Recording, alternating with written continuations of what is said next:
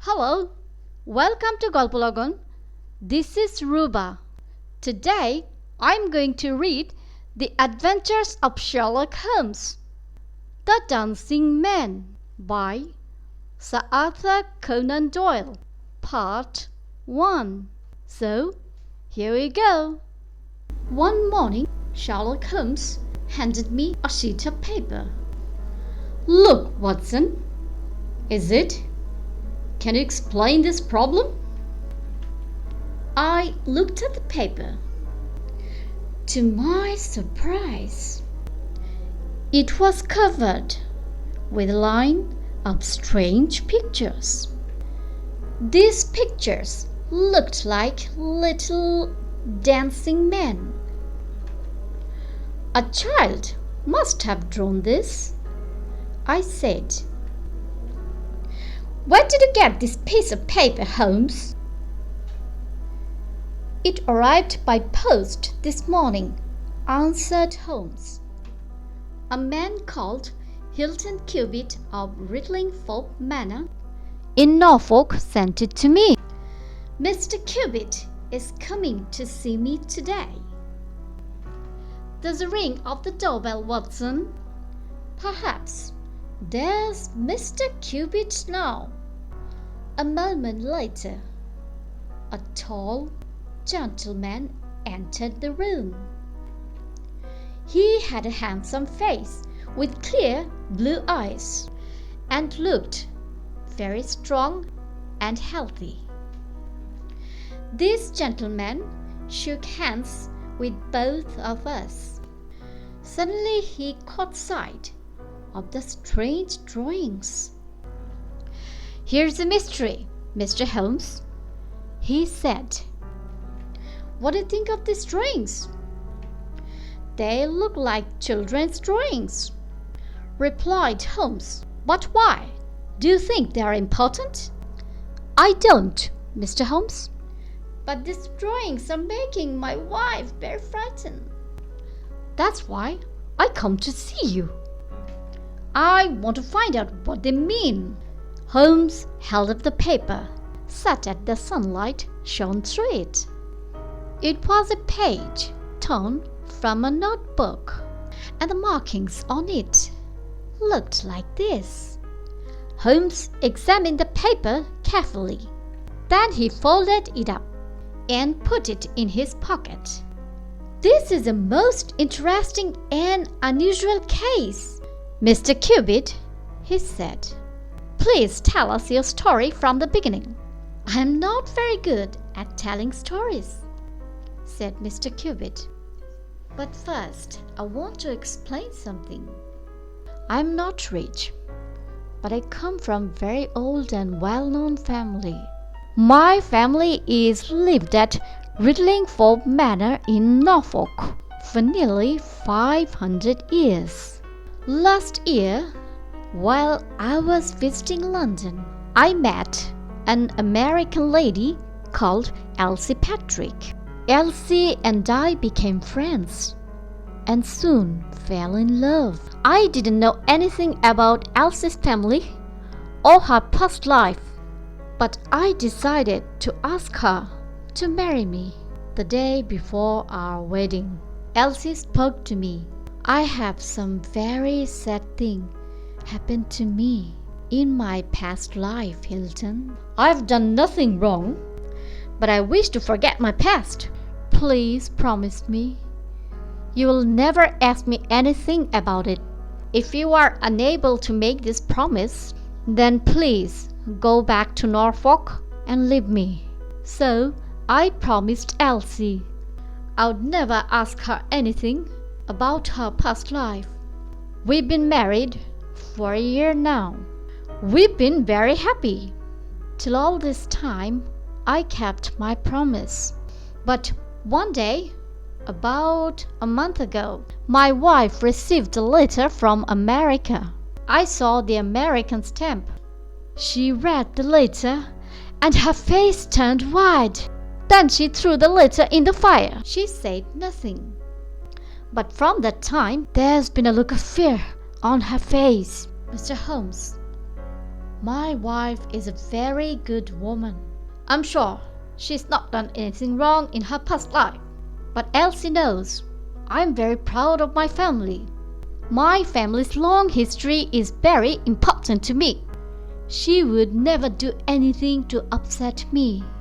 Perhaps that's the reason she is afraid to tell me her troubles. Please go on, said Holmes.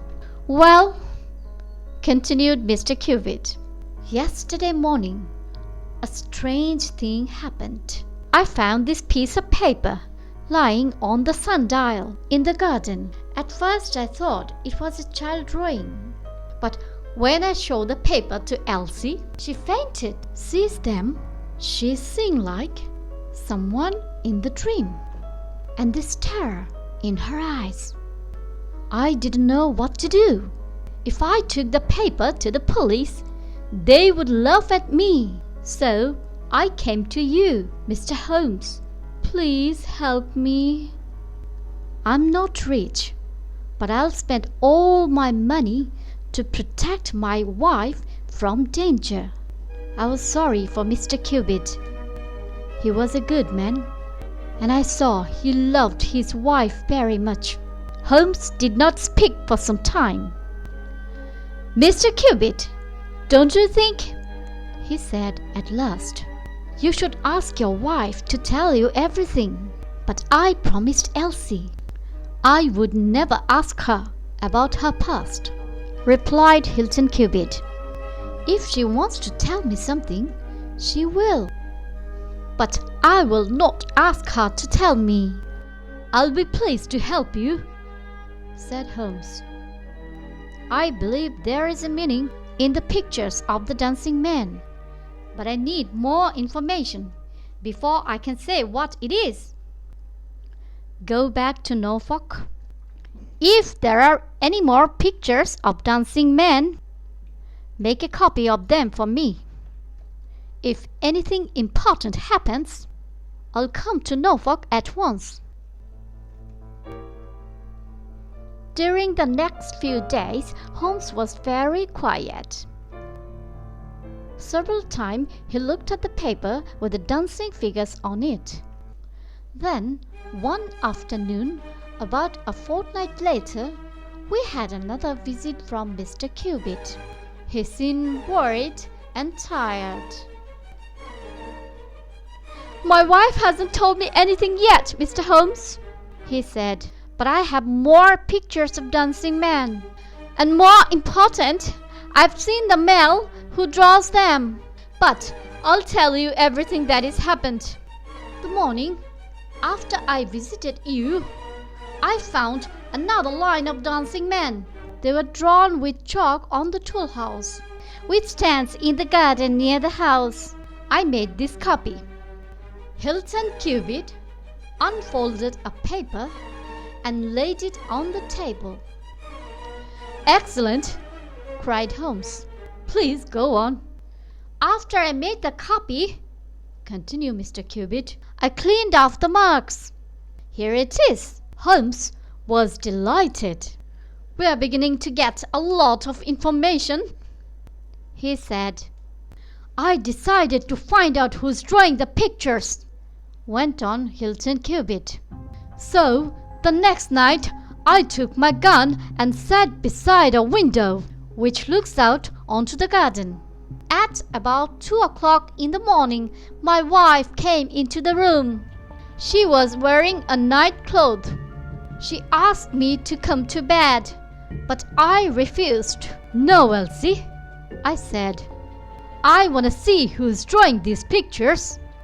Suddenly, I saw Elsie's face turn very white in the moonlight. She was looking out of the window. I looked out of the window too. I saw where something moving near the tool house. A dark figure came slowly round the corner of the tool house and stopped beside the door. Immediately, I picked up my gun. I wanted to run out of the house, but my wife caught me in her arms and held me back. But the time I got outside, the man was gone. On the tool house door was that same drawing I copied before. I looked everywhere, but I couldn't find the man. However, in the morning, when I looked at the tool house door again, I saw a second line of dancing men. This new line is very short, but I made a copy. Here it is." Hilton Cubitt gave another piece of paper to Holmes. I could see that Holmes was very excited. "Tell me," he said, "was this second line of figures separate from the first?" "It was on a different part of the door." "Excellent!" cried Holmes. "This last drawing is very important. It makes me feel hopeful. Please continue your interesting story." "I've nothing more to say," replied Hilton Cubitt, "except I was angry with Elsie for holding me back. I'm sure she knows who the man is and what these pictures mean. Now I must go back to Norfolk. Elsie is very frightened, and I don't want to leave her alone at night." "Well," said Holmes, "please leave these pictures with me. I will examine them carefully. I think I'll be able to solve this mystery soon." As soon as Hilton Cubitt left the room, Holmes ran to a table. He put all the papers with pictures of dancing men on the table. He began to examine them carefully. For the next 2 hours, Holmes worked hard examining the papers. At last, he jumped up excitedly. Then he sat down again and wrote out a long telegram. "As soon as we get an answer to this telegram, Watson," he said, "we'll visit Mr. Cubitt in Norfolk. I have some important information for him." I was very curious about the telegram. I very much wanted to know what Holmes had found out about the meaning of the dancing men. But I didn't ask any questions. I knew Holmes would tell me when he was ready. 2 days passed. Then, on the evening of the second day, Holmes received another letter from Hilton Cubitt. In this letter, Mr. Cubitt said he had found a new drawing of dancing men. He had found the drawing that morning on the sundial in the garden. Mr. Cubitt had made a copy of the drawing in his letter. Holmes examined these pictures carefully. Suddenly, he jumped up. "We must go to Norfolk at once, Watson," he said. At that moment, a telegram arrived for Holmes. It was the answer he had been waiting for. Holmes read the telegram, and his face looked serious. "Mr. Cubitt is in terrible danger," he said. "He needs our help." But unfortunately, we were not able to go to Norfolk that evening. It was late, and the last train had gone. The next train was not until the morning. In the morning, we traveled to Norfolk. At the station, we asked our way to Ridlingthorpe Manor. "Are you the detectives from London?" the station master asked. "Why do you think we are detectives from London?" asked Holmes in surprise. "Because the Norfolk police are already on their way to Ridlingthorpe Manor," said the station master. "But perhaps you are doctors. The lady isn't dead yet. You may be in time to save her alive." Holmes looked very worried. "What do you mean?" he asked. "What has happened at Ridlingthorpe Manor?" "It's terrible news," replied the station master. "Both Mr. Hilton Cubitt and his wife have been shot. Mr. Cubitt is dead, and his wife is seriously injured." At once Holmes hurried to a carriage. During the journey to Ridlingthorpe Manor, he did not speak at all, but I could see he was very worried. Holmes had known that Hilton Cubitt was in danger, but he had not arrived in time to save his client. At last, we could see a large old house through the trees. This was Ridlingthorpe Manor. As we came near the front door, I saw the tool house on the sundial in the garden. These were the places where Hilton Cubitt had found pictures of dancing men. A carriage was standing outside the front door, and a small man was getting out. This man introduced himself as Inspector Martin of the Norfolk Police. Holmes introduced himself to Inspector Martin. Inspector Martin was very surprised when he heard my friend's name. "But, Mr. Holmes," he said, "the crime was committed only a few hours ago, at 3 o'clock this morning. How did you get here from London so quickly?" "When I left London, I didn't know crime had been committed," replied Holmes. "I was on my way here to prevent a crime." "But I had arrived too late. Now, Inspector Martin, shall we work together on this investigation, or do you want to work alone?" "I'd be very pleased to work with you," replied the inspector. "Good," said Holmes. "Then let's try to find out what happened." At that moment, the doctor, an old white-haired man, came downstairs from Mrs. Cubitt's room. The doctor said the lady was very badly injured, but that she would not die. The bullet which wounded Mrs. Cubitt had gone into her brain. The gun which fired the bullet had been very close to her. Hilton Cubitt had been shot through the heart. A gun had been found lying halfway between the two bodies.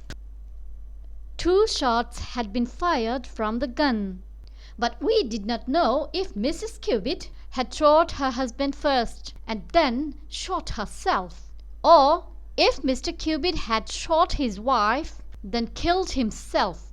"Has Mr. Cubitt's body been moved?" asked Holmes. No," replied the doctor. "We had to move the lady. We couldn't leave her lying injured on the floor." "Who found the body?" "2 of the servants," said the doctor. "Then let's hear their story," said Holmes. The 2 women told their story very clearly.